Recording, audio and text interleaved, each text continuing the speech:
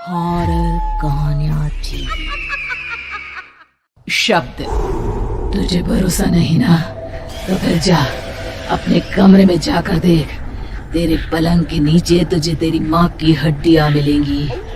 प्रभात दौड़कर अपने कमरे में जाता है और अपने पलंग के नीचे देखता है। वहां पर सचमुच एक कंकाल पड़ा हुआ था और उसके शरीर पर जो कपड़े थे वो प्रभात की माँ के थे। क्या बात है, आज तो आप सुबह से ही बहुत बिजी हैं। ऐसा क्या लिख रहे हैं? बस एक फैमिली की कहानी लिख रहा था। जैसे हमारी फैमिली है ना, तुम, माँ और मैं, लेकिन थोड़े अलग तरीके से, क्योंकि ये कहानी हॉरर है और इसमें जो आदमी है ना, मैंने उसकी बीवी को मार दिया है। मतलब कहानी में ऐसा लिखा है। और जानती हो, उसके बाद जो बीवी है ना, वो एक बुरी आत्मा बन जाती है। क्या बेटा, इस तरह की डरावनी कहानियां क्यों लिखता है तू?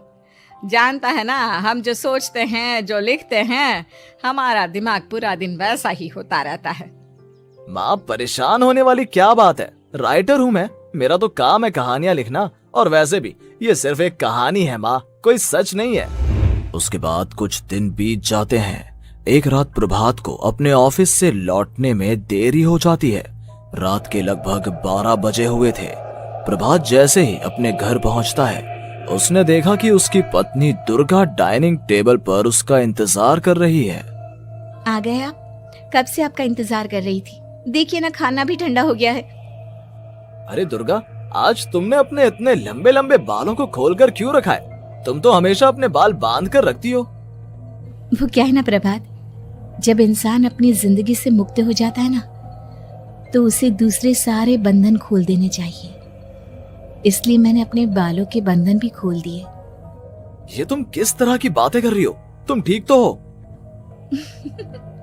मैं बिल्कुल ठीक हूँ प्रभात। अच्छा चलो खाना खाओ। वो क्या है ना दुर्गा, मुझे भूख नहीं है। ऑफिस में कुछ खा लिया था। कोई बात नहीं, मैं तुम्हारे लिए एप्पल काट देती हूँ, एप्पल खा लो। नहीं दुर्गा, मुझे नहीं खाना है, मेरा मन नहीं है यार। तभी अचानक से दुर्गा अपने हाथ में एक बड़ा सा चाकू लेकर प्रभात पर हमला कर देती है। प्रभात अपने आप को बचाने की कोशिश करता है। आज मैं तुझे नहीं छोड़ूंगी, तुझे अपने साथ लेकर जाऊंगी अपनी दुनिया में। ये क्या बोल रही हो तुम? तुम्हारा दिमाग खराब हो गया है। आखिर तुम हो कौन? दुर्गा अपनी गर्दन टेढ़ी करते हुए बोलती है, मैं दुर्गा हूँ, तुम्हारी पत्नी। ध्यान से देखो मेरी आंखों में। प्रभात बुरी तरह से डर जाता है और घबराहट में वो चाकू अपनी पत्नी के पेट में मार देता है। उसकी पत्नी की वहीं के वहीं मौत हो जाती है और उसकी चीख की आवाज सुनकर उर्मिला दौड़ते हुए बाहर आती है। ये तूने क्या किया प्रभात? तुमने अपनी पत्नी का खून कर दिया। लेकिन तू तो उसे बहुत प्यार करता था बेटा। तूने बहू को क्यों मार डाला? माँ, ये आपकी बहू नहीं थी, इसके अंदर कोई बुरी आत्मा घुसाई थी। मैं नहीं जानता ये सब कैसे हो गया, लेकिन वो मुझ पर हमला कर रही थी, मुझे मारने की कोशिश कर रही थी। माँ, मैंने कुछ नहीं किया। ये तूने क्या कर दिया बेटा? दुर्गा ने मुझे कहा था कि वो तेरी कहानी को उस कैरेक्टर की तरह एक्टिंग करके तुझे डराने की कोशिश करेगी। अरे वो तो तेरे साथ मजाक कर रही थी। हे भगवान, ये क्या हो गया? इसका मतलब दुर्गा। लेकिन माँ, मैंने जो कहानी लिखी थी उसमें भी ऐसा ही हुआ था। उस औरत ने अपने पति के साथ मजाक किया और गलती से उसके पति ने उसके पेट में चाकू मार दिया।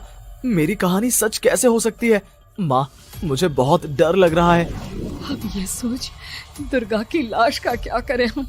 अगर